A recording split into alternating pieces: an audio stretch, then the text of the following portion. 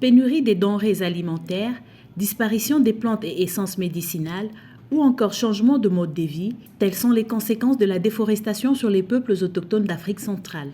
À près de 60 km de Douala au Cameroun, sur une route normale qui longe une piste qui s'englue dans la forêt et sortie de nulle part, l'on entre au village Mamba perdu au milieu de la forêt. Ici, on vit principalement des dérivés de la forêt et de l'agriculture.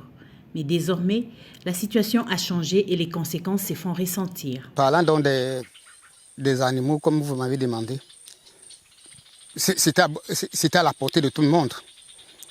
Jusqu'au niveau de la maison, là où les gars sont assis, il y avait les singes qui venaient ici, tout près de là, venir manger les noix de palme. Bon, à chaque moment où quelqu'un avait besoin d'un gibier, c'était vraiment à sa portée. Pour Paul, lorsqu'il y avait encore beaucoup d'arbres, le sol était fertile et il produisait correctement. Les habitants mangeaient à leur faim. On ne criait pas la famine. Le manioc, une tige pouvait faire un plein d'une cuvette. Les hérissons même étaient moins.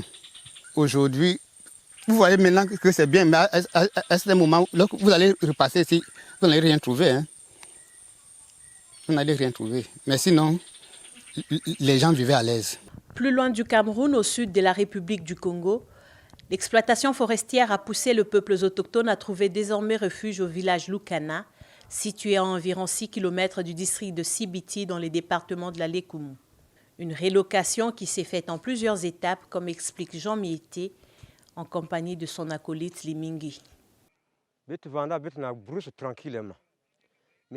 Nous habitons la brousse tranquillement sans plainte. Ce sont ceux qui ont pensé que nos vies étaient menacées par je ne sais quoi dans la forêt qui ont décidé de nous délocaliser. Et sur conseil des anciens, nous sommes venus vivre ici.